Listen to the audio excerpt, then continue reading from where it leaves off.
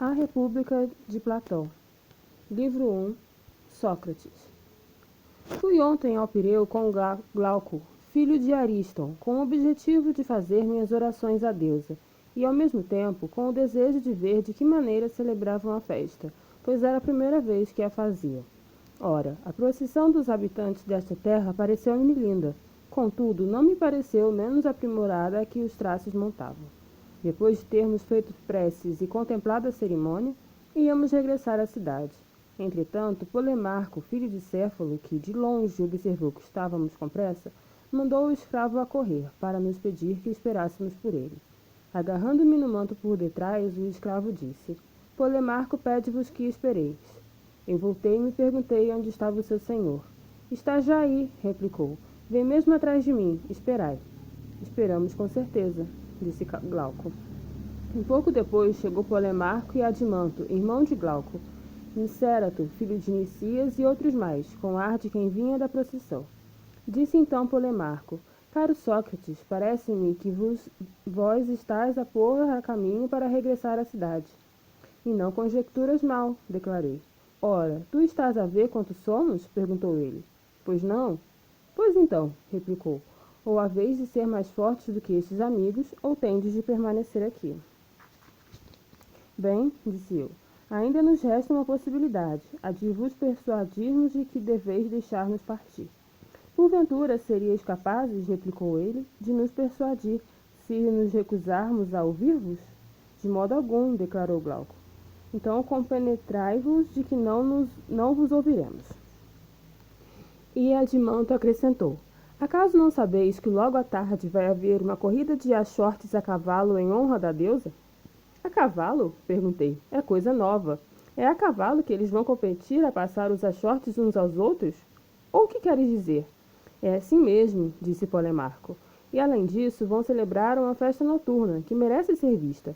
Portanto, vamos sair depois do jantar para ver a festa. Estaremos lá com muitos jovens e conversaremos. Fiquem e não façam outra coisa. Bem parece que temos de ficar, confirmou Glauco. Se assim te parece, observei eu, assim deve fazer-se.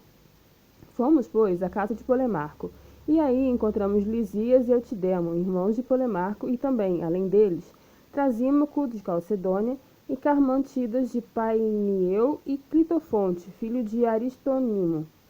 Estava lá dentro também o pai de Polemarco, Céfalo. Pareceu-me bastante envelhecido. Há tempos que não o via.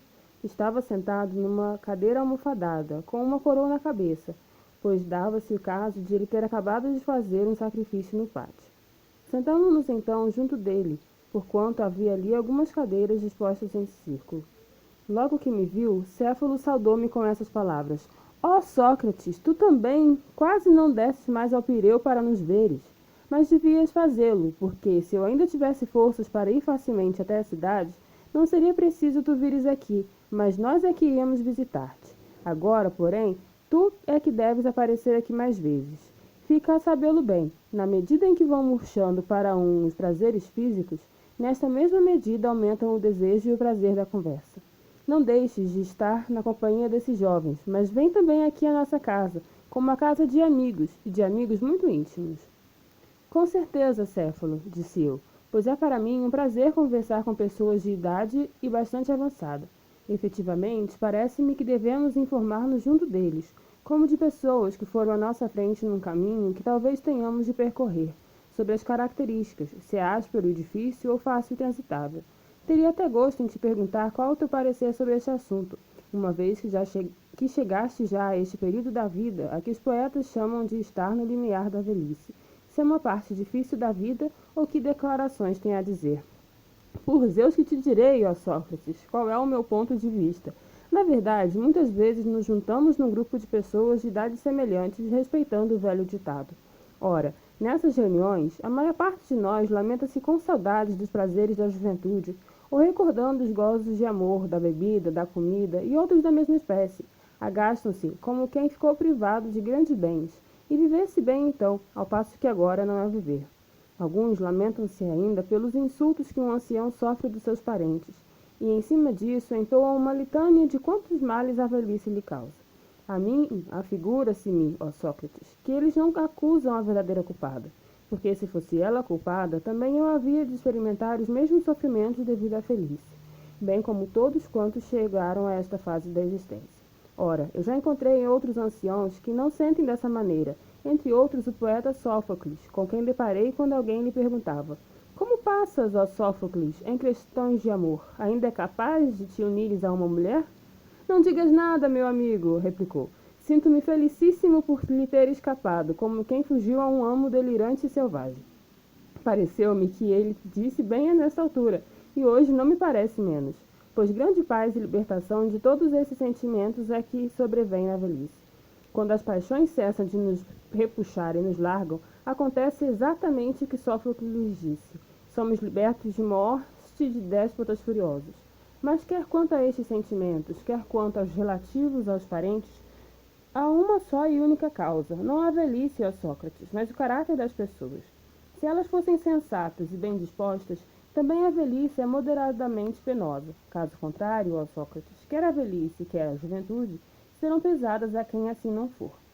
Admirado com essas palavras e querendo que ele continuasse a falar, incitei-o dizendo: ó Céfalo, penso que a maior parte das pessoas, ao ouvir-te essas afirmações, não as aceita, mas supõe que suportas bem a velhice, não devido ao teu caráter, mas por construíres muitos haveres.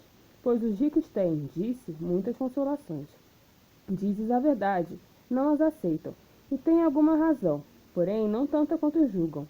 Está bem certo aquele dito de Temístocles, que, como um habitante de Serifo o ofendesse, dizendo que sua celebridade lhe viera, não de si mesmo, mas de sua cidade, lhe respondeu que nem ele se tornaria ilustre se nascesse em Serifo, nem aquele, se em Atenas.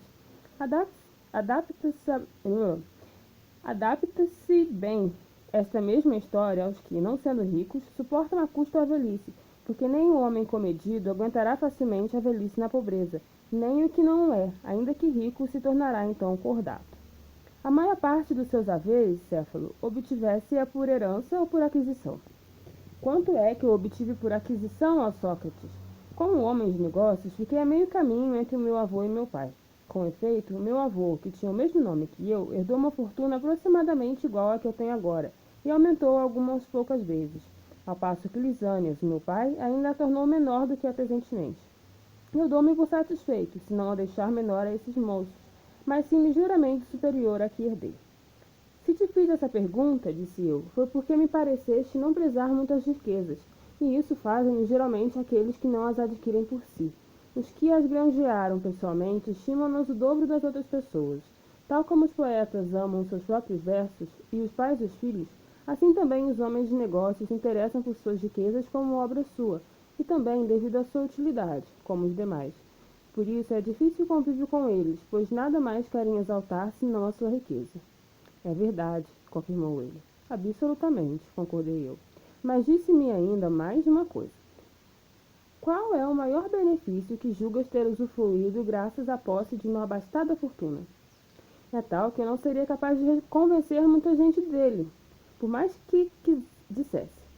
Tu bem sabes, Sócrates, que depois que uma pessoa se aproxima daquela fase em que pensa que vai morrer, lhe acometem o temor e a preocupação por questões que antes não lhe vinham à mente.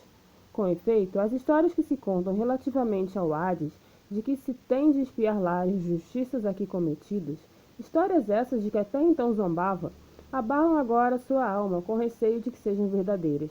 E essa pessoa, ou devido à debilidade da velhice, ou porque avista mais claramente as coisas do além, como quem está mais perto delas, seja qual for a verdade, enche-se de desconfianças e temores, e começa a fazer os seus cálculos e examinar se cometeu alguma injustiça para com alguém.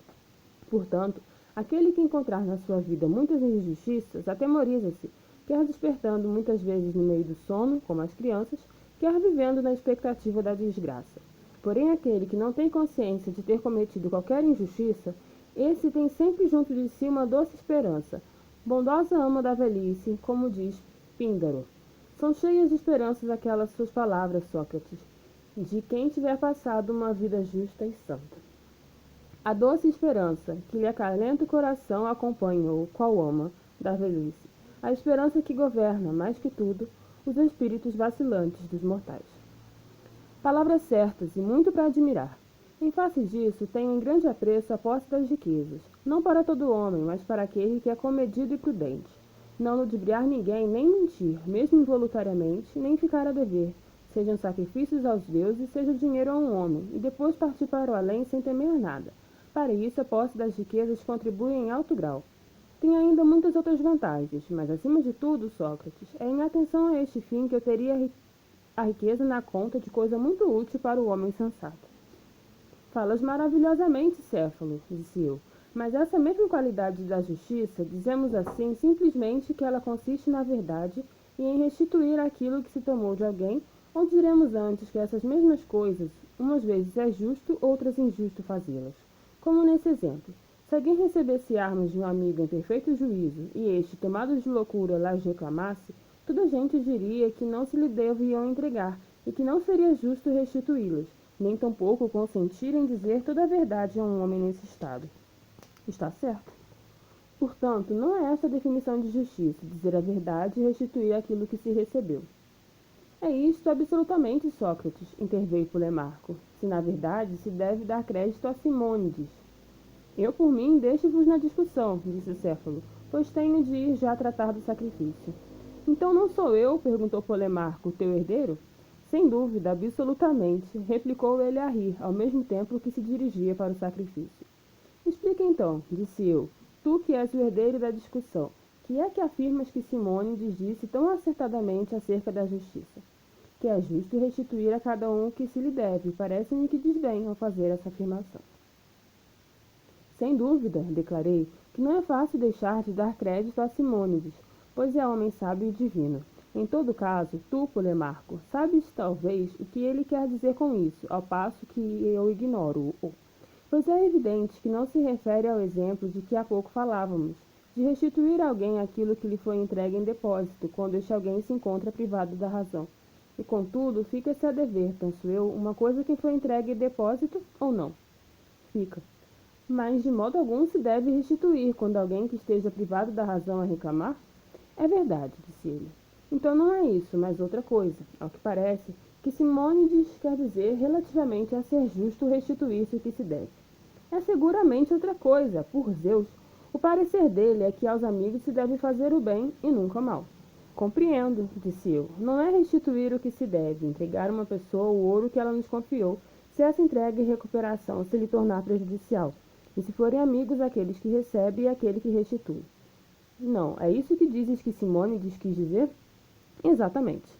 Então, e aos inimigos, deve restituir-se aquilo que acaso lhes devemos? Sem dúvida nenhuma, restituir-lhes aquilo que se deve. Ora, o que um inimigo deve a outro é, em meu entender, o que lhe convém, o mal. Por conseguinte, Simônides falou, ao que parece enigmaticamente, à maneira dos poetas ao dizer o que era a justiça. O pensamento dele era, aparentemente, que a justiça consistia em restituir a cada um o que lhe convém, e isso chamou ele restituir o que é devido. Sem dúvida. Ó céus, disse eu. Então se alguém lhe perguntasse, Simônides, a arte é que chamam de medicina, que é que dá o que é devido e conveniente? Que supõe que ele lhes responderia? É evidente que dá ao corpo os remédios, a comida e a bebida. E a arte é que chamam de culinária? O que é que dá o que é devido e conveniente? Dá aos alimentos os temperos. Bem, e a arte que chamam da justiça? O que é que dá o que é devido? Se temos de ser consequentes com o que lhe disse antes, dá ajuda aos inimigos e prejuízo dá ajuda aos amigos e prejuízo aos inimigos. Portanto, ele diz que a justiça consiste em fazer bem aos amigos e mal aos inimigos? Assim me parece. E agora, quem é mais capaz de fazer bem a amigos doentes e mal a inimigos em questões de doença e de saúde? Um médico. E aos navegantes, relativamente aos perigos do mar? O piloto. E o justo? Em que atividade e para que serviço é mais capaz de ajudar os amigos e prejudicar os inimigos? No combate contra uns e a favor de outros, me parece. Bem, na verdade, meu caro Polemarco, para quem não estiver doente, o médico é inútil. É verdade. E o piloto para quem não estiver navegando? Sim. Logo, também é inútil o justo para quem não estiver em guerra? Não me parece lá muito. Então a justiça é útil também em tempo de paz? É. E a agricultura também ou não? Também. Para adquirir seus produtos, certamente? Sim. E, sem dúvida, a arte do sapateiro? Sim. Dirias com certeza, julgo eu, que para o efeito de adquirir sapatos. Precisamente. Então, a justiça, para que utilidade ou aquisições dirias que é vantajosa em tempos de paz? Para os contratos, Sócrates. Refere-te a parcerias ou qualquer outra espécie de contratos? A parceria, sem dúvida. Sendo assim, o parceiro bom e útil para colocar as pedras no xadrez é o homem justo ou o jogador profissional? O jogador profissional. E para colocar tijolos e pedras, é um parceiro mais útil e melhor o homem justo do que um pedreiro? De modo nenhum. E em que parceria é que o homem justo é melhor companheiro do que o citarista, tal como este é melhor do que aquele a quem se associar para tocar? Na de dinheiro, em minha opinião. A não ser talvez, Polemarco, para o efeito de fazer uso do dinheiro quando fosse preciso comprar ou vender um cavalo em comum. Nesse caso, seria o tratador de cavalos, ou não? Parece que assim é. E se for um barco, o amador de navios ou o piloto? Acho que sim. Então, quando é que, sendo preciso fazer uso de ouro ou prata em comum, o justo será mais útil que os outros? Quando se tratar de fazer um depósito com toda a segurança, Sócrates. Queres dizer, portanto, quando não houver necessidade de utilizar o dinheiro, mas sim de deixá-lo improdutivo. Exatamente. Logo, quando o dinheiro está sem se utilizar e que a justiça, por isso mesmo, é útil? É possível. Então, quando for preciso guardar uma pódoa, é a justiça que é útil, quer de parceria, quer individualmente, quando for preciso utilizá-la, é a arte de cultivar a vinha? Assim parece. Afirmarás também que, para o escudo e a lira, quando se tratar de os guardar e de não os utilizar para nada, é útil a justiça. Quando for para se servir deles, é a arte do hoplita e a do músico? É forçoso.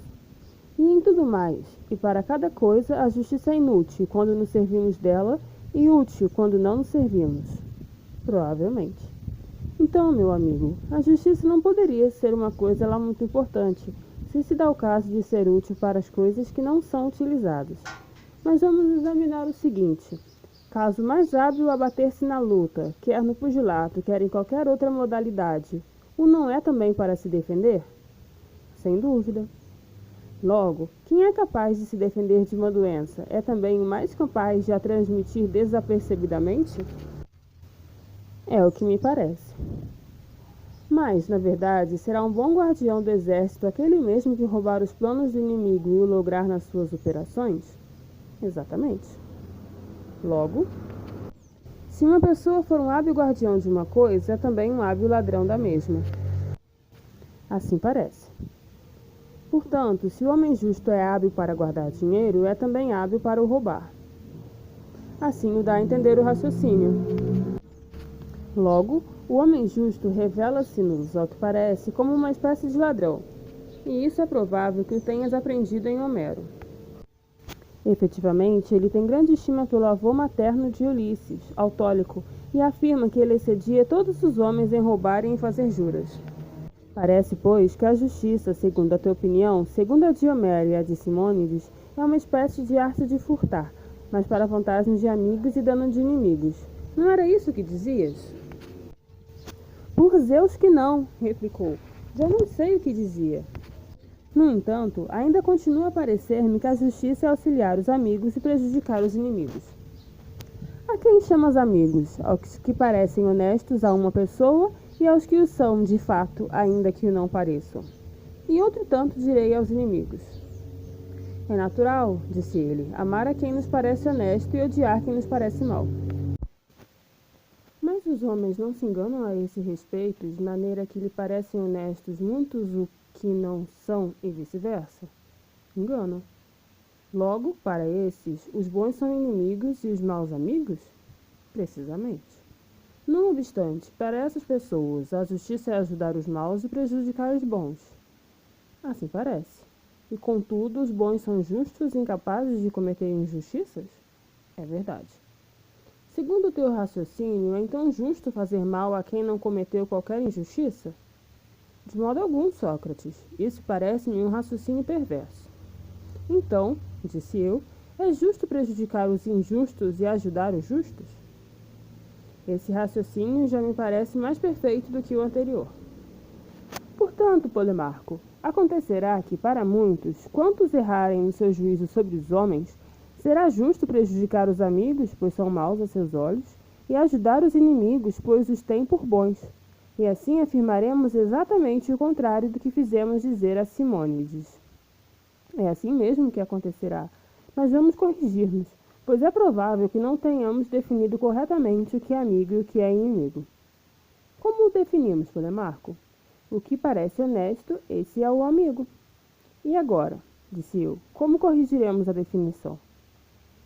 Amigo é o que parece e é na realidade honesto. O que parece, mas não é, aparenta ser amigo sem o ser, e sobre o inimigo a definição é a mesma. Logo, segundo este raciocínio, parece que amigo é o homem de bem e inimigo o perverso. Sim. Queres que acrescentemos a definição de justiça, tal como a formulamos primeiro, de que é justo fazer bem ao amigo e mal ao inimigo, que acrescentemos agora que é justo fazer bem a um amigo bom e mal a um inimigo mau? Exatamente, disse ele. Parece-me que isto seria falar com precisão. Então, prossegui, é próprio de um homem justo fazer mal a qualquer espécie de homem. Precisamente, deve fazer-se mal aos perversos e inimigos. Quando se faz mal a cavalos, eles tornam-se melhores ou piores? Piores. Em relação à perfeição dos cães ou à dos cavalos? A dos cavalos. Mas e se fizer mal a cães, eles tornam-se piores relativamente à perfeição dos cães e não à dos cavalos? Necessariamente. E quanto aos homens, meus amigos? Meu amigo, não teremos de dizer o mesmo, que, se lhe fazes mal, se tornam piores em relação à perfeição humana? Exato. Mas a justiça não é a perfeição dos homens? Também isso é forçoso. E, se fizer mal aos homens, meus amigos, é forçoso que eles se tornem mais justos? Assim parece. Acaso os músicos podem tornar alguém outrem ignorante na música por meio da sua arte? Impossível. E os tratadores de cavalos podem tornar outrem incapaz de montar por meio da sua arte? Não pode ser. Mas os justos podem tornar outrem injusto por meio da justiça? Ou, de um modo geral, os bons podem tornar alguém mau por meio da sua perfeição? Mas é impossível. Efetivamente, a ação do calor não é, me parece, refrescar, mas o contrário. Sim, nem a da secura umedecer, mas o contrário. Exatamente. Nem tampouco a do homem bom fazer mal, mas o contrário. Assim parece. Então, o homem justo é bom. Absolutamente. Então, Polimarco, fazer mal não é a ação do homem justo, quer seja um amigo, quer a qualquer outra pessoa, mas, pelo contrário, é a ação de um homem injusto. Parece-me inteiramente verdade o que dizes, Sócrates. Portanto, se alguém disser que a justiça consiste em restituir a cada um aquilo que lhe é devido, e com isso quiser significar que o homem justo deve fazer mal aos inimigos e bem aos amigos, quem assim falar não é sábio, portanto, não disse a verdade. Em caso algum nos pareceu que fosse justo fazer mal a alguém. Concordo, disse ele. Logo, prossegui eu, lutaremos em conjunto, tu e eu, se alguém pretender que tal afirmação foi feita por Simônides, Bias ou Pítaco, ou qualquer outro dos bem-aventurados sábios. E eu estou pronto a tomar parte na luta. Mas sabes de quem me parece que é essa sentença que diz que é justo fazer bem aos amigos e mal aos inimigos? De quem é? Penso que é de Periandro, de Pérdicas ou de Xerxes, de Ismênias de Tebas ou de qualquer outro homem rico que se tinha na conta de poderoso. Dizes uma grande verdade. Bem, continuei eu, mais uma vez que parece que a justiça e o que é justo não era nada disso. Que outra coisa poderá dizer-se que são? Ora, muitas vezes, mesmo enquanto conversávamos, trazia-me a contentar assenhorar-se da argumentação, mas logo os circunstantes o haviam impedido, pois queriam ouvi-lo até o fim. Assim que paramos, eu disse aquelas palavras, não mais ficou sossegado, mas preparando o salto, lançou-se sobre nós como uma fera, para nos dilacerar. Tanto eu como o Polimarco ficamos apavorados. E ele, voltando-se para todos, exclamou: "Que que estás falando aí tanto tempo, Sócrates? Por que vos mostrais tão simplórios, cedendo alternativamente o lugar um ao outro? Se na verdade queres saber o que é a justiça, não te limites a interrogar, nem procures a celebridade a refutar quem te responde, reconhecendo que é mais fácil perguntar do que dar a réplica. Mas responde tu mesmo e diz o que entendes por justiça. E veja bem, não me digas que é o dever, ou a utilidade, ou a vantagem, o proveito ou a conveniência. O que disseres, diz-me clara e concisamente, pois, se te exprimires por meio de frivolidade dessa ordem, não as aceitarei. Ao ouvir isso, fiquei estarrecido. Olhei em sua direção, atemorizado, e parece-me que, se eu não tivesse olhado para ele antes dele ter olhado para mim, teria ficado sem voz. Mas, neste caso, quando começou a irritar-se com a nossa discussão, fui eu o primeiro a olhá-lo, de maneira que fui capaz de lhe responder. Disse, pois, a tremer: Trasímaco, não te zangues conosco. Se cometemos qualquer erro ao examinar os argumentos, tanto ele como eu, fica sabendo claramente que nosso erro foi involuntário. Pois não julgues que, se tivéssemos a procurar ouro, cederíamos voluntariamente o lugar um ao outro na pesquisa, arruinando a descoberta.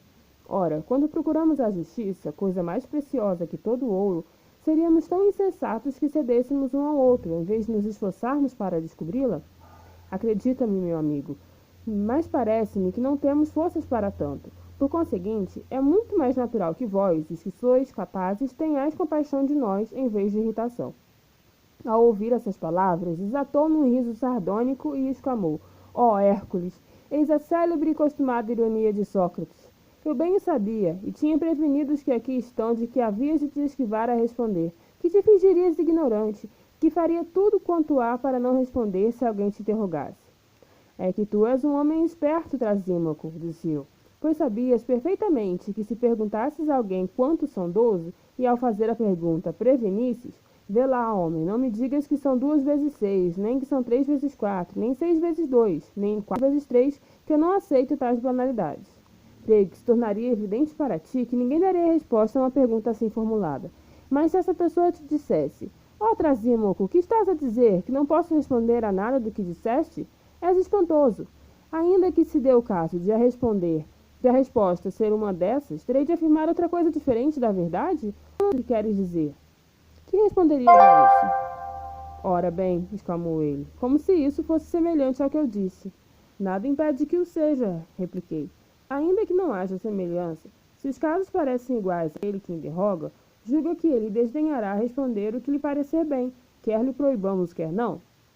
De certeza que também vais proceder desse modo. Vais dar uma das respostas que eu recusei? Não me surpreenderia, repliquei, se depois de refletir houvesse por bem assim fazer. Ademais, continuou, se eu te revelar outra resposta melhor do que essa, para além de todas as que deste sobre a justiça, que pena mereces? Que outra pena, respondi eu, senão aquela que deve sofrer o ignorante. Devo aprender junto, sabe. É isto, portanto, que eu merecer. És muito engraçado, mas, além de aprender, terás de pagar também dinheiro. Neste caso, quando o tiver, respondi. Mas tu tem-no, disse Glauco. Se é por causa do dinheiro, fala, Trasímago, porque todos nós contribuiremos para ajudar Sócrates. Bem me parece, respondeu ele.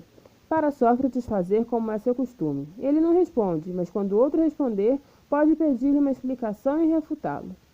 Mas, meu excelente amigo, repliquei, como é que uma pessoa há de responder, em primeiro lugar, sem saber, e declarando não saber, seguidamente, ainda que julgue saber qualquer coisa, se lhe for interdito, por alguém que não é de pouca monta, dá qualquer das respostas que entende. Mas tu é que, naturalmente, deves falar, pois tu é que dizes saber e ter que dizer. Não deixes de o fazer, mas faz-me o favor de responder, e não te negues a ensinar Glauco aqui presente e os restantes também. Depois de eu proferir essas palavras, Glauco e os outros suplicaram-lhe que não deixasse de fazer assim. E Trasímaco era evidente que desejava falar para cobrir-se de glória, pois supunha que daria uma resposta admirável, mas fingia insistir para que fosse eu a responder. Por fim, acedeu e disse em seguida: Eis a esperteza de Sócrates. Não quer ser ele a ensinar, mas vai a toda parte para aprender com os outros, sem sequer lhes ficar grato. Que eu aprendo com os outros é uma verdade que tu dizes, Trasímaco. Porém, dizeres que eu não pago o benefício é mentira. Pago tanto quanto posso. Mas o que eu posso é apenas elogiar, pois não tenho dinheiro. Com que entusiasmo faço quando alguém me parece ter falado bem, sabê-lo-ás perfeitamente e em breve depois de teres respondido, pois julgo que vais falar bem. Ouve então. Afirmo que a justiça não é outra coisa senão a conveniência do mais forte. Mas por que não há provas? Não quererás fazê-lo? Desde que eu compreenda primeiro o que queres dizer, pois por agora ainda não sei. Afirmas tu que na conveniência do mais forte está a justiça. Que queres tu significar com isso, Trasímaco? Pois suponho que não é desse gênero que queres dizer. Se Polidamas, o lutador do Pancrácio, é mais forte que nós, se a ele lhe convém para o teu físico comer carne de vaca, tal alimento será também para nós, que lhe somos inferiores, conveniente e justo ao mesmo tempo. Não tens vergonha nenhuma, Sócrates, interpreta as coisas de maneira a desvirtuares o meu argumento. De modo algum, meu excelente amigo. Explica mais claramente o que queres dizer. Pelo visto não sabes, prosseguiu ele, que dentre os estados há os que vivem sob o regime da monarquia, outros da democracia e outros da aristocracia? Como não havia de sabê-lo? Ora, em cada estado não é o governo que detém a força? Exatamente. Certamente que cada governo estabelece as leis de acordo com a sua conveniência, a democracia, as leis democráticas, a monarquia, as monárquicas, e os outros da mesma maneira. Uma vez promulgadas as leis, fazem saber que é certo para os governos aquilo que lhes convém e castigam os transgressores, a títulos que violaram a lei e cometeram uma injustiça. Aqui tens, meu excelente amigo, aquilo que eu quero dizer, ao afirmar que há um só modelo de justiça em todos os estados, o que convém aos poderes constituídos. Ora, estes é quem detém a força. De onde resulta, para que pensar corretamente, que a justiça é a junta da parte, à conveniência do mais forte. Agora, disse eu, percebi o que queres dizer. Se é verdade ou não, tentarei compreendê-lo. Que a justiça era a conveniência foi, pois, a resposta que deste tu também, Trasímaco. Contudo, proibiste-me que desse essa resposta. É certo que tenhas mais o do mais forte. Pequeno acréscimo, talvez. Por enquanto, não é evidente se é grande, mas que deve examinar-se se dizes a verdade, isto é que é evidente. Uma vez que tu e eu concordamos em que a justiça é algo desconveniente, e que tu acrescentas a essa definição que esta conveniência é a do mais forte, e eu ignoro se é assim, temos de examinar a questão. Examina, disse ele. Assim farei, respondi. Ora, diz-me lá, não afirmas que obedecer aos que governam é ato de justiça? Sim, senhor. E os governantes em cada um dos estados são infalíveis ou capazes de cometer algum erro? Certamente que sim. Portanto, quando experimentam formular leis, formulam umas bem, outras não? Julgo bem que sim. Mas fazer bem leis é naturalmente promulgar aquilo que lhes convém, não as fazer bem aquilo que é prejudicial, não achas? Acho.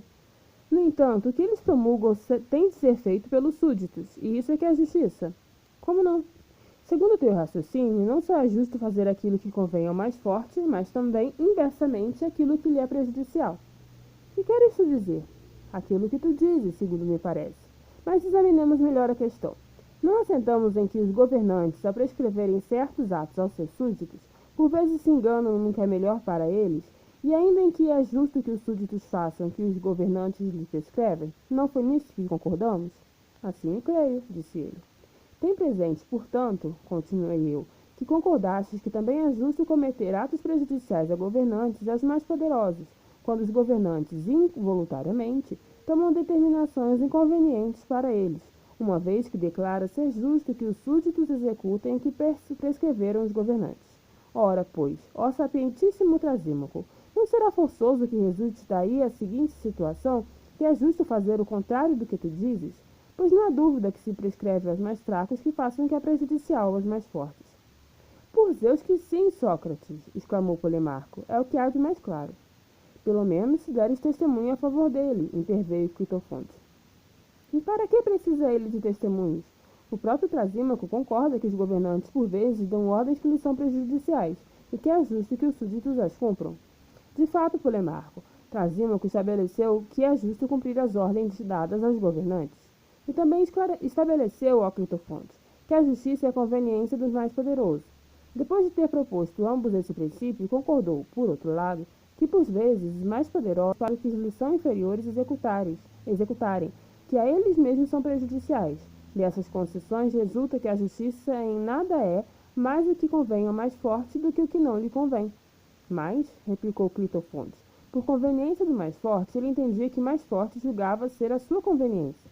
É isto que deve fazer o mais fraco, foi por isso que ele apresentou como sendo justo. Mas não foi assim que se disse, retrucou Polemarco. Não faz diferença nenhuma, Polemarco, disse eu. Mas se é assim que Trasímaco se exprime agora, aceitemo-lo desta maneira. Ora, diz-me, Trasímaco, era assim que querias definir a justiça? Aquilo que parece a mais forte ser-lhe vantajoso, quer o seja, quer não? É assim que diremos que entendes? De modo algum, respondeu. Julgas que eu chamo mais forte ao que erra quando ele erra? Julgava eu que era isso que querias dizer, quando concordaste que os governantes não eram infalíveis, mas podiam cometer algum erro. Estás de má fé a discutir, Sócrates. Chamas, por exemplo, médico aquele que se engana relativamente aos doentes, precisamente pelo fato de se enganar? Ou chamas hábil calculador aquele que erra os seus cálculos, precisamente por esse erro? Parece-me que são formas de dizer que usamos, de que o médico se enganou, ou o calculador, ou o mestre-escola, quando na realidade cada um destes, na medida em que lhe damos esses nomes, jamais erra. De maneira que, em rigor, uma vez que também gosta de falar com precisão, nenhum artífice se engana. Efetivamente, só quando o seu saber o abandona é que ele erra, é que quem erra se engana. Isso não é um artífice. Por consequência, artífice, sábio ou governante, algum se engana, enquanto estiver nessa função. Mas toda a gente dirá que o médico errou ou que o governante errou. Tal é a acepção em que deves tomar a minha resposta de há pouco. Precisando dos fatos o mais possível. O governante, na medida que está do governo, não se engana. Se não se engana, promulga a lei que é melhor para ele, e é esta lei que deve ser cumprida pelos súditos. De maneira que, tal como declarei de início, afirmo que a justiça consiste em fazer o que é conveniente para o mais poderoso. Pois bem, Trasímaco, repliquei, parece-te que estou de má fé? Inteiramente, respondeu ele. Suponho que foi propositadamente que te interroguei deste modo para te prejudicar na discussão? Sei bem que sim, replicou, mas de nada te servirá. Não me passam despercebidas as tuas manobras malfazejas, nem, se não me apanhas de surpresa, será capaz de me dominar na argumentação. Tampouco quereria tentá-lo, declarei. Bem-aventurado o homem. Mas para não nos tornar a acontecer uma coisa assim, define claramente o que queres significar com o governante e o mais forte. Se é em geral ou no sentido que agora mesmo intitulasse rigoroso. Se esse mais forte cuja conveniência, uma vez que ele é mais poderoso, é justo que o mais fraco sirva. Quero significar o governante no sentido mais rigoroso do termo. Perante isso, tentas me prejudicar e me caluniar, tanto quanto puderes. Não te peço mercê, mas não será capaz. Julgas-me tão delirante que tende a fazer a tosquia de um leão pondo contra Trasímaco? Pois ainda agora experimentaste, embora também neste aspecto pouco vales. Basta dessas questões. Mas diz, médico, no sentido rigoroso que há pouco defini, é seu objetivo ganhar dinheiro ou tratar os doentes? Refere-te ao médico de verdade. Tratar os doentes, respondeu. E o piloto? O piloto, como deve ser, é chefe dos marinheiros ou marinheiro? É chefe dos marinheiros. Nada significa o fato de ele estar embarcado no navio. Não é por isso que se deverá chamar-lhe marinheiro, pois não é pelo fato de ele navegar que se chama piloto, mas pela sua arte e o comando dos marinheiros. É verdade, disse ele.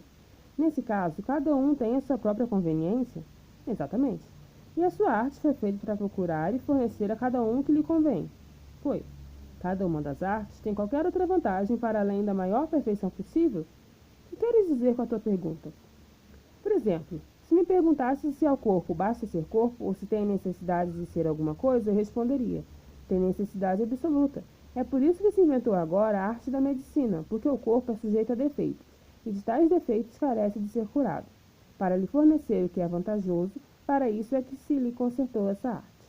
Parece-te que é certo o que estou a dizer ou não? Sim, confirmou ele.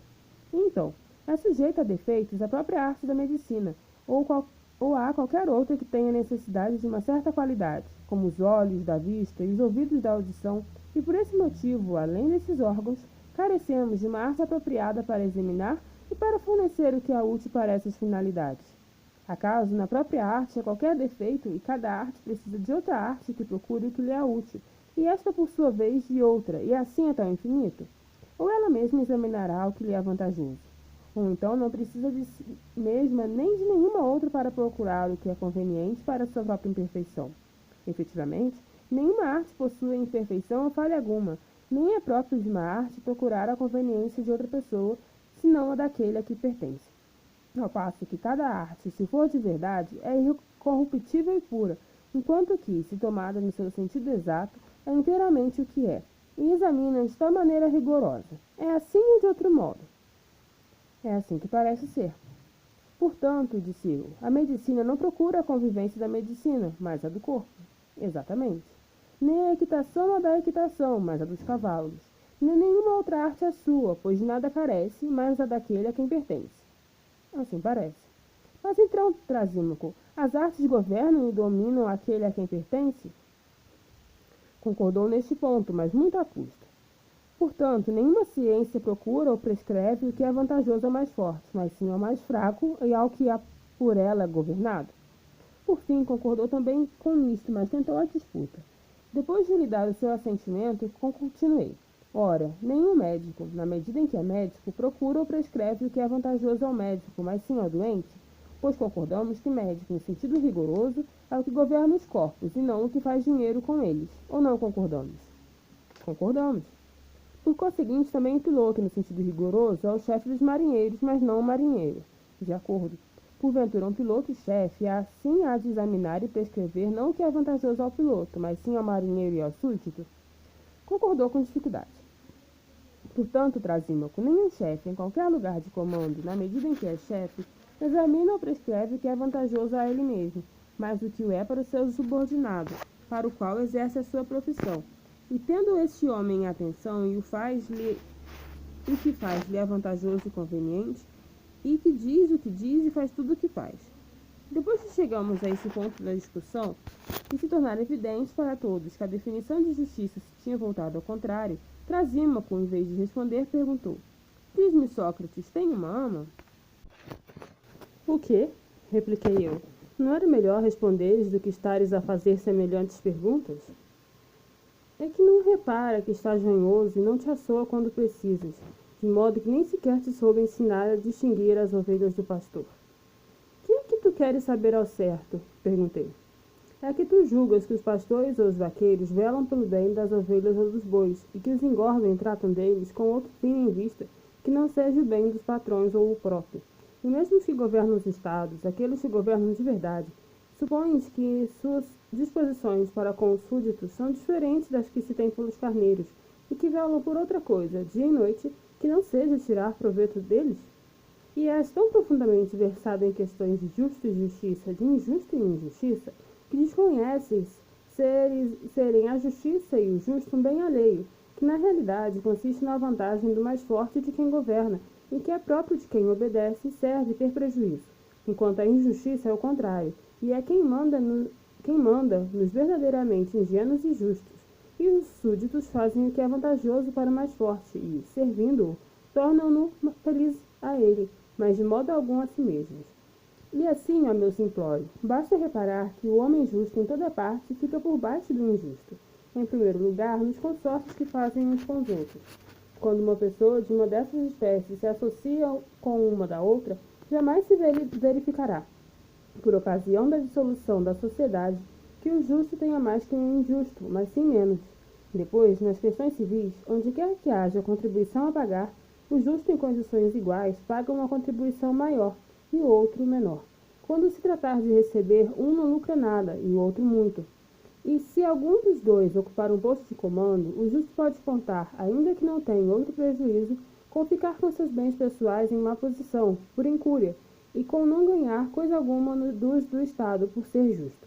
Em cima disto ainda, com criar inimizades com parentes e conhecidos, por se recusar a servi-los contra a justiça. Ao passo que o homem injusto pode contar com o inverso de tudo isso. Refiro-me àquele que há pouco mencionei, ao que pode ter grandes ambições de supremacia. Repara, pois, neste homem. Se queres julgar, tanto mais vantagem tem para um particular ser injusto do que ser justo. Mas a maneira mais fácil de aprenderes é se chegares à mais completa injustiça, aquela que dá o máximo de felicidade ao homem injusto e a maior das desditas ao que foram vítimas de injustiças, e não querem cometer atos desses. Trata-se da tirania, que arrebata os bens alheios pela fraude e pela violência, quer sejam sagrados ou profanos, particulares ou públicos, e isto não aos poucos, mas de uma só vez. Se alguém for visto a cometer qualquer dessas injustiças de per si, é castigado e recebe as maiores injúrias. Efetivamente, quem comete qualquer desses malefícios isoladamente chama-se sacrilégio, traficante de escravos, gatuno, espoliador, ladrão. Mas se um homem, além de se apropriar dos bens dos cidadãos, faz deles escravos e os torna seus servos, em vez desses epítetos engenhosos, é qualificado de feliz e bem-aventurado, não só pelos seus concidadãos, mas por todos os demais que souberam que ele cometeu essa injustiça completa. É que aqueles que criticam a injustiça não a criticam por recearem praticá-la, mas por temerem sofrê-la. Assim, Sócrates, a injustiça, quando chega a um certo ponto, é mais potente, mais livre e mais despótica do que a justiça, e, como eu dizia a princípio, a vantagem do mais forte é a justiça, ao passo que a injustiça é qualquer coisa de útil a uma pessoa e de vantajoso. Depois de assim ter falado, Trasímaco tinha em mente retirar-se, como se fosse um empregado do balneário que nos tivesse despejado nos ouvidos uma argumentação compacta e abundante. Porém, os presentes não o consentiram, mas forçaram-no a ficar, para prestar contas das palavras.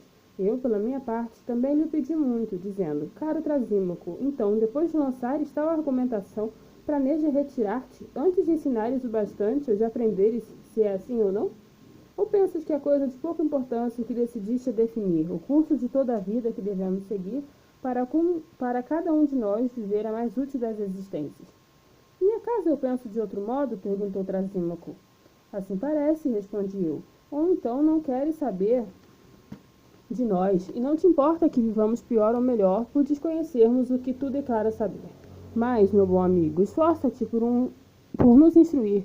Não será um mau investimento para ti prestares um benefício a este nosso grupo que é tão grande. Eu, por mim, declaro-te qual é a minha opinião. Não estou convencido, nem creio que a injustiça seja mais vantajosa que a justiça, ainda que alguém deixe aquela solta sem a impedir de fazer o que quiser. Mas, meu bom amigo, que uma pessoa seja injusta, que possa cometer injustiças ou pela fraude ou em luta aberta, mesmo assim o seu exemplo não me convence que isso é mais proveitoso para ela do que a justiça. Esta mesma expressão é talvez a de nós outros entre nós, e não apenas minha. Convence-nos, portanto, ao meu bem-aventurado, e de maneira suficiente que erramos quando damos maior valor à justiça do que à injustiça. E como hei eu de convencer-te? Replicou. Se não ficaste persuadido com o que eu disse há pouco, que mais hei de fazer-te? Ou hei de pegar os argumentos e enfiá-los em tua cabeça? Não, por Zeus, não faça tal, exclamei.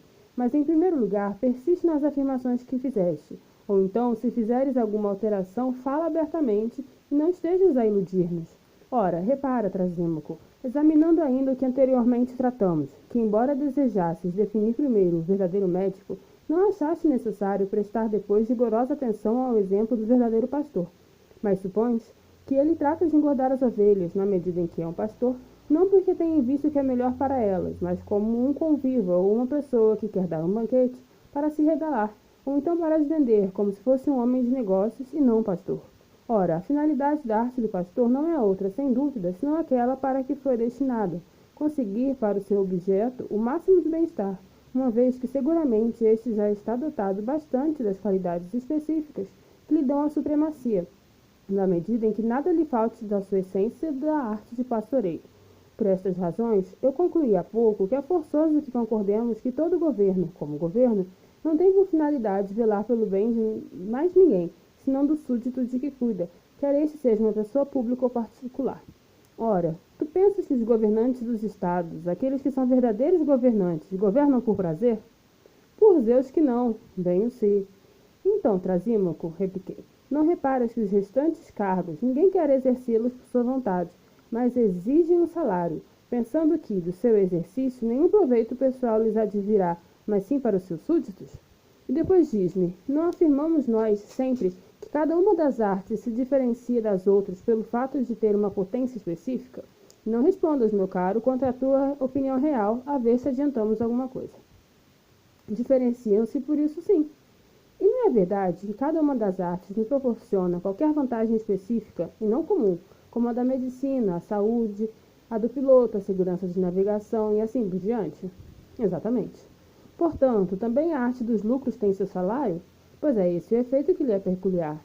Ou dás a mesma designação à arte de curar e à arte de pilotar. Ou, se na verdade queres formular uma definição rigorosa, conforme propuseste inicialmente, no caso de um piloto ficar são, pelo fato de lhe ser benéfico navegar no mar, não irás chamar, por causa disso, medicina a sua arte? Certamente que não, replicou. Nem chamarás assim a arte dos lucros, segundo julgo, se alguém ficar são ao exercer uma profissão lucrativa? Com certeza que não. Então, chamarás a medicina a arte dos lucros se alguém, ao curar uma pessoa, ganhar um salário? Não. Acaso não concordamos que é uma vantagem peculiar a cada arte? Seja. Se há uma vantagem de que gozam todos os artífices em comum, é manifesto que devem empregar alguma faculdade adicional, comum a todos, e daí derivarem a vantagem.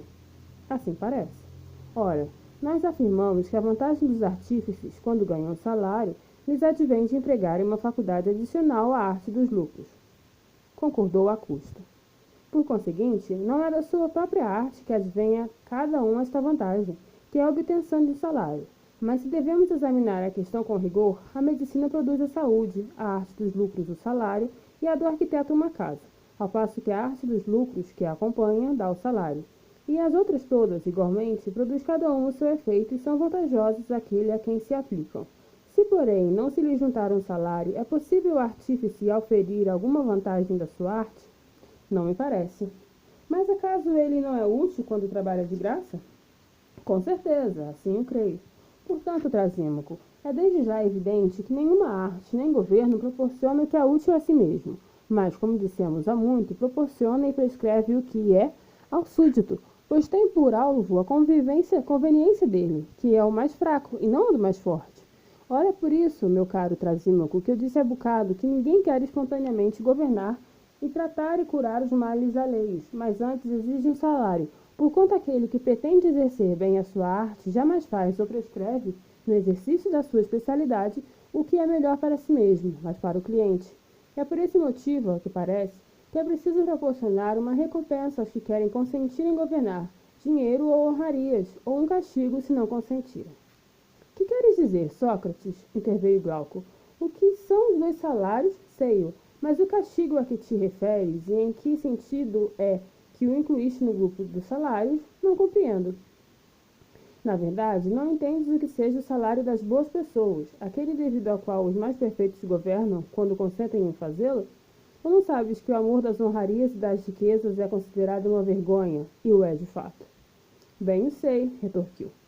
Por esse motivo, por conseguinte, os homens de bem não querem governar nem por causa das riquezas nem das honrarias, porquanto não querem ser tratados por mercenários, exigindo abertamente a recompensa do seu cargo, nem de ladrões, tirando vantagem da sua posição. Também não querem governar por causa das honrarias, uma vez que não as estimam. Força é, pois, que sejam constrangidos e castigados, se pretende que eles consintam em governar. De onde vem que se arrisca a ser considerado uma vergonha ir voluntariamente para o poder, sem aguardar a necessidade de tal passo? Ora, o maior dos castigos é ser governado por quem é pior do que nós, se não quisermos governar a nós mesmos. É com receio disso, me parece, que os bons ocupam as magistraturas, quando governam, e então vão para o poder, não como quem vai tomar conta de qualquer benefício, nem para com ele gozar, mas como quem vai para uma necessidade, sem ter pessoas melhores do que eles, nem mesmo iguais, para quem possam relegá-lo. Efetivamente, arriscar-nos-íamos, se houvesse um estado de homens de bem, a que houvesse competições para não governar, como agora há para alcançar o poder, e tornar-se-ia então evidente que o verdadeiro chefe não nasceu para velar pela sua conveniência, mas pela dos seus subordinados, de tal maneira que todo aquele que fosse sensato preferiria receber benefícios de outrem a ter o trabalho de ajudar ele e os outros. Portanto, de modo algum concordo com Trasímaco em que a justiça seja a conveniência do mais forte. Mas esse ponto havemos de o examinar de novo. Parece-me valer muito mais a afirmação que agora fez Trasímaco, ao declarar que é melhor a vida do injusto do que a do justo. Ora, tu qual é que escolhes, Glauco? Qual das duas afirmações te parece mais verídica? Considero que a vida do justo é mais vantajosa. Ouviste, perguntei, quantos benefícios Trasímaco enumerou há pouco como sendo os da vida do injusto? Ouvi, replicou, mas não fiquei convencido. Queres então que convencemos, se formos capazes de encontrar maneira disso, de que não diz a verdade? Como não o quereria? Perguntou ele.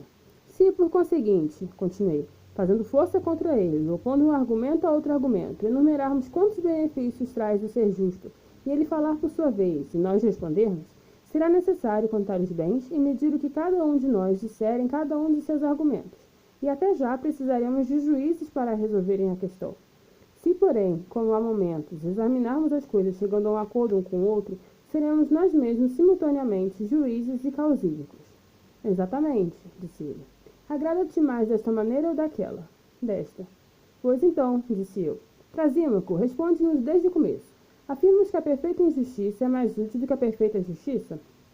É precisamente isso que eu afirmo e dei as minhas razões. Vamos lá. Como qualificas estas coisas? Dá a uma delas o nome de virtude e a outra o de vício? Como não? Portanto, a justiça chamas virtude e a injustiça vício. É natural, meu caríssimo amigo, não há dúvida, uma vez que afirmo que a injustiça é proveitosa, ao passo que a justiça não. Então? É ao contrário, respondeu. Acaso a justiça é que é um vício? Não, mas uma sublime ingenuidade. Então a injustiça chamas mau caráter? Não, mas sim prudência. Acaso te parecem sensatos e bons os injustos? Sem dúvida, os que são capazes de ser perfeitamente injustos com força para submeterem à sua autoridade, nações e estados. Julgas talvez que me refiro aos que tiram as bolsas de dinheiro. É que também isso é proveitoso, se passar despercebido. Mas não vale a pena falar do assunto, mas sim daquilo que há pouco fiz menção. O que tu queres dizer, eu ignoro. Mas o que me surpreende é que tu coloques a injustiça no grupo da virtude e da sabedoria e a justiça no grupo contrário. É assim mesmo que entendo. Isso, disse eu, é uma posição ainda mais irredutível, companheiro, e já não é fácil arranjar maneira de a refutar. Porquanto, se punhas a hipótese de a justiça ser vantajosa, mas concorda, contudo, com alguns outros, que ela é um vício ou uma coisa vergonhosa, poderíamos responder-te de acordo com a opinião geral. Porém, a verdade é que é evidente que vais afirmar que ela é bela e forte, e lhe atribuirás todas as demais qualidades que nós estávamos habituados a atribuir à justiça, uma vez que ousaste colocá-la ao lado da virtude e da sabedoria. Adivinhaste a pura verdade, disse ele. Contudo, retorqui, não devemos evitar a prosseguir neste exame, enquanto eu supuser que dizes o que pensas. Pois me parece, Trasímaco, que realmente não estás a zombar agora, mas a dizer o que julgas ser a verdade. Que diferença te faz se é o que penso ou não, desde que não refutes minha argumentação? Nenhuma, respondi. Mas tenta responder ainda a pergunta seguinte. Parece-te que um homem justo quereria exercer o homem justo em qualquer coisa? Parece-te que um homem justo quereria exceder o homem justo em qualquer coisa? De modo algum, retorquiu, porque nesse caso não seria educado, como é de fato, nem de boa índole. Então, e se fosse um ato justo? Nem num ato justo. Mas considerar-se-ia digno de exceder o injusto e julgaria isso justo ou não? Julgá-lo-ia, retorquiu ele. Considerá-lo-ia, mas não o poderia. Não é isso que eu pergunto, observei eu. Mas se o homem justo não se consideraria digno ou quereria exceder o homem, mas sim o injusto? Mas é assim mesmo, respondeu. E quanto ao homem injusto, porventura se consideraria digno de prevalecer sobre o justo e sobre a ação justa? E como não seria assim, se ele de fato se considera digno de superar toda a gente? Portanto, o homem injusto quererá superar o homem injusto e a ação injusta, e lutará para ser ele quem tem mais que todos? É isso. Digamos, pois assim, o justo não quer exceder o seu semelhante, mas o seu oposto, ao passo que o injusto quer exceder tanto o seu semelhante como o seu oposto. Falaste na perfeição. O injusto, continuei, é inteligente e bom, e o justo não é nenhuma coisa nem outra. Também está certo. Portanto, prossegui, o homem injusto parece-se com o inteligente e bom, e o justo não se parece. Pois como não há de um homem com uma certa qualidade ser semelhante aos que a têm, e o que não a possui ser diferente? Perfeitamente. Cada um deles tem então a qualidade daqueles com quem se parece. E depois? Ora bem, Trasímaco, podes dizer de uma pessoa e que é um músico, e de outra que não é? Com certeza. Qual dos dois é sábio e qual é ignorante? Sem dúvida que o músico é o sábio e não o músico ignorante. Portanto, um é também bom naquilo em que é sábio e o outro mal naquilo que é ignorante? Sim. E quanto ao médico, não é da mesma maneira? É. Parece-te, pois, excelente criatura, que um músico, quando afina a lira, pretende superar outro músico na tensão ou na distensão das cordas e se considera digno de ultrapassar? A mim não. Então, se for a um não músico, forçosamente que sim. E quanto ao médico, na dieta de comida ou de bebida, quereria ele exceder outro clínico ou outra regra? Sem dúvida que não. E há um que não fosse médico? Sim.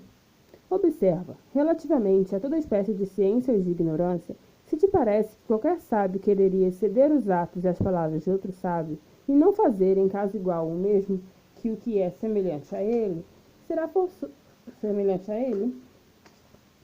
Será forçoso, talvez, que seja assim. E agora o ignorante. Não pretenderia ele igualmente exceder o sábio e o ignorante? Talvez. Mas o sábio é sensato? Sim. E quem é sensato é bom? É. Ora, o homem bom e sábio não quererá exceder o que lhe é semelhante, mas sim o que é diverso e oposto a ele. Parece que sim. E o que é mau e ignorante quererá prevalecer sobre o que lhe é semelhante e o seu contrário. Parece-me que sim. Ora, Trasímaco, disse eu, o injusto para nós não quer exceder tanto o seu contrário como o que lhe é semelhante, ou não foi assim que disseste? Certamente, respondeu. Ao passo que o justo não quererá exceder o que lhe é semelhante, mas sim o seu contrário? Sim. Logo, o justo assemelha-se ao homem sábio e bom, e o injusto ao mau e ignorante. É provável. Mas nós concordamos que cada um deles tem as suas qualidades daquele a quem se assemelha. Concordamos, é verdade. Logo, o justo revela-se-nos como bom e sábio, e o injusto como ignorante e mau. Trasímaco, então, concordou com tudo isso, não com a facilidade com que agora esclareço, mas arrastadamente e a custo, suando espantosamente, tanto mais que era no verão. Foi então que eu vi uma coisa que nunca vira antes. Trasímaco a corar. Assim, pois, que concordamos que a justiça é virtude e sabedoria, é injustiça, maldade e ignorância, exclamei. Bem, deixamos esse ponto acertado, mas afirmamos também que a injustiça era força, ou não te recordas, Trasímaco? Recordo-me, mas o que acabas de afirmar não me agrada, e tenho resposta a dar-lhe. Se eu falasse, sei perfeitamente que afirmarias que eu estava a discursar com um demagogo. Deixa-me, pois, falar à minha vontade, ou se quiseres interrogar, interroga, e eu dir-te-ei como as velhinhas que estão a contar histórias. Bem, e farei com a cabeça que sim ou que não. Mas nunca observei contra a tua própria opinião. De maneira a poder agradar-te, retorquiu, uma vez que não consentes que eu fale. Que mais queres? Mais nada, por Zeus. Se queres fazer assim, faz, que eu interrogo. Interroga, então. Formular-te-ei, portanto, exatamente a mesma pergunta de há pouco, a fim de levarmos metodicamente ao fim a argumentação, que é a justiça em relação à injustiça. Disse, a certa altura, que a injustiça era mais poderosa e mais forte do que a justiça. Agora, prossegue. Se, na verdade, a justiça é a sabedoria e virtude, julgo que facilmente se demonstrará que é mais forte do que a injustiça, uma vez que a injustiça é a ignorância, ninguém deixaria de o reconhecer. Mas não é assim tão simplesmente, Trasímaco, que eu desejo resolver o caso, mas antes examiná-lo por outro lado. Concordaria que seria injusto para um Estado tentar submeter injustamente outros Estados e reduzi-los à escravatura ou ter diversos sujeitos a seu império? Como não? E isso é o que fará, acima de todos, o melhor dos Estados e mais perfeitamente injusto. Compreendo que era esse o teu argumento, mas relativamente a ele só quero examinar este ponto. Um Estado que se apodera de outro exercerá a sua dominação sem a justiça ou será forçado a usar dela? Se é como há pouco afirmavas, que a justiça é a sabedoria, com a justiça, mas se é como eu disse, com a injustiça. Estou satisfeitíssimo, Trasímaco, disse eu, porque não te limitas a dizer que sim e não com a cabeça, mas respondes muito bem. É para te ser agradável, replicou. Fazes muito bem, mas faz-me o favor de responder ainda esta pergunta. Parece-te que um Estado ou um exército, piratas, ladrões ou qualquer outra classe, poderiam executar o plano ilegal que empreenderam em comum se não observassem a justiça uns com os outros? Certamente que não, respondeu.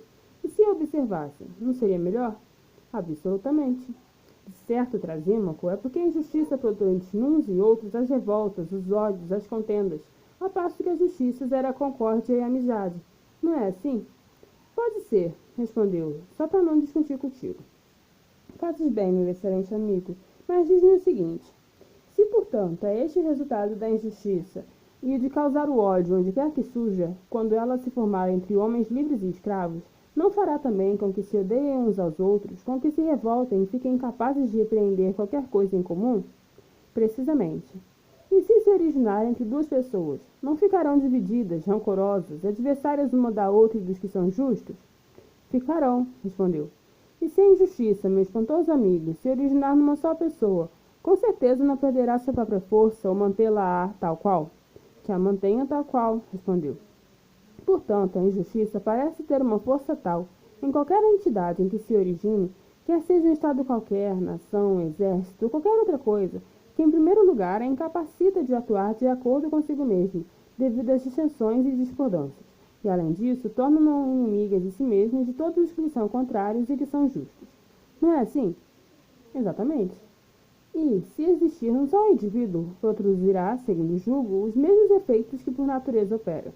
Em primeiro lugar, torná-lo-á incapaz de atuar, suscitar a revolta e a discórdia de si mesmo, seguidamente fazendo dele inimigo de si mesmo e dos justos. Não é verdade? Sim. E os deuses, meu amigo, são também justos, certamente. Seja, respondeu. Banqueteia-te à vontade com a tua argumentação, disse ele, que não serei eu quem te contradiga, a fim de não me tornar odioso aos presentes. Prossigamos, repliquei, e sacia-me com o resto da ceia, respondendo-me como tens feito, porque os justos mostram ser mais sábios, melhores e mais capazes de atuar, ao passo que os injustos nem sequer são capazes de atuar em conjunto, mas se dissermos injustos aqueles que alguma vez levaram a cabo solidamente uma empresa em comum, estamos fazendo uma afirmação que de modo algum é verdadeira, pois não se poupariam uns aos outros se fossem totalmente injustos. Pelo contrário, é evidente que havia neles qualquer vislumbre de justiça, que o obrigava, pelo menos, a não praticarem injustiças uns com os outros, enquanto atacavam as suas vítimas, e graças à qual faziam o que faziam. E ao lançar-se em atos injustos, eram em parte maus na sua injustiça, uma vez que os que são completamente maus e inteiramente justos, são também inteiramente incapazes de atuar. Assim é que eu entendo que é, e não como te expuseste de início. Se os justos têm uma vida melhor e são mais felizes do que os injustos, como precisamente nos propusemos examinar depois, é o que vamos analisar. É, portanto, desde já evidente que os são, em meu entender, em consequência do que nós dissemos. Seja como for, é melhor examinar a questão, porquanto a discussão não é a deriva, mas sobre a regra de vida que devemos adaptar. Examina então. Vou examinar. Ora, diz-me, parece-te que há uma função própria do cavalo? Certamente. Aceitarias, portanto, que a função do cavalo ou de qualquer outro animal é aquela que se pode exercer por meio daquele animal unicamente, ou pelo menos com mais perfeição. Não compreendo, objetou. Mas vejamos de outra maneira. É possível ver com outra coisa que não sejam os olhos? Sem dúvida que não. Então, é possível ouvir com outra coisa que não sejam os ouvidos? De modo algum. Portanto, diremos justamente que essa é a sua função? Exatamente. E então, poder-se-iam podar uma vide com uma faca, uma lanceta e muitos outros instrumentos? Como não? Mas com coisa alguma se executaria tão perfeitamente a tarefa, segundo julgo, como uma podoa feita para isso. É verdade. Então não aceitaremos que essa é a sua função? Aceitaremos, portanto. Penso que agora entenderás melhor o que há pouco te perguntava, ao interrogar se a função de cada coisa não era aquilo que ela executava, ou só ela, ou melhor do que as outras. Entendo, respondeu, e parece-me que essa é a função de cada coisa. Bem, disse eu, portanto não te parece ter uma virtude que lhe é própria tudo aquilo que está encarregado de uma função? Tomemos ao mesmo ponto. Os olhos, dizíamos nós, têm uma função? Tem. Portanto, tem também uma virtude? Também. Então, tínhamos dito que os ouvidos tinham uma função? Tínhamos. Portanto, uma virtude também? Também. E relativamente a todas as outras coisas, não é igual? É. Ora bem, porventura os olhos cumpririam bem a sua função se não tivessem a sua virtude própria, mas um defeito em vez dela? Como poderiam fazê-lo? Retorquiu. Refere-se talvez à cegueira em vez da vista? A virtude deles, seja ela qual for, respondi. Não é isso que pergunto, mas se a sua própria função se desempenha bem, graças à virtude que lhes é própria, ou mal devido ao defeito. Falas verdade. Portanto, também os ouvidos, privados de sua virtude própria, desempenham mal a sua função? Exatamente. Englobaremos, então, todas as outras coisas no mesmo raciocínio? É o que me parece. Depois disso, vamos examinar este ponto. A alma tem uma função, que não pode ser desempenhada por toda e qualquer outra coisa que exista, que é a seguinte: superintender, governar, deliberar e todos os demais atos da mesma espécie. Será justo atribuir essas funções a qualquer outra coisa que não seja a alma, ou deveremos dizer que são específicas dela? A alma, e nenhuma outra coisa. E agora quanto à vida, não diremos que é uma função da alma? Acima de tudo, respondeu. Por conseguinte, diremos também que existe uma virtude da alma? Sim. Então, Trasímaco, a alma algum dia desempenhará bem as suas funções se for privada da sua virtude própria ou é impossível? É impossível. Logo, é forçoso que quem tem uma alma má governe e dirija mal, e quem tem uma boa que faça tudo isso bem? É forçoso. Não concordamos que a justiça é uma virtude da alma e a injustiça é um defeito?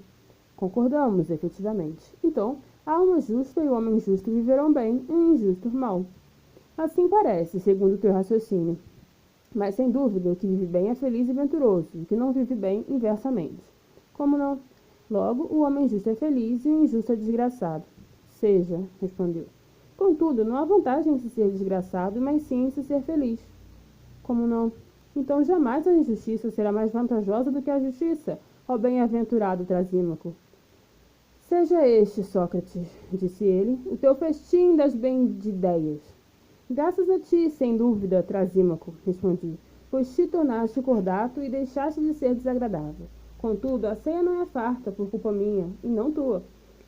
Mas parece-me que fiz como os glutões que se agarram num dos pratos, e à medida que o servem, antes de terem gozado suficientemente primeiro, também eu, antes de descobrir o que procurávamos primeiro, o que é a justiça, carregando este assunto, precipitei-me para examinar, a esse propósito, se eram vício ou ignorância, ou sabedoria e virtude.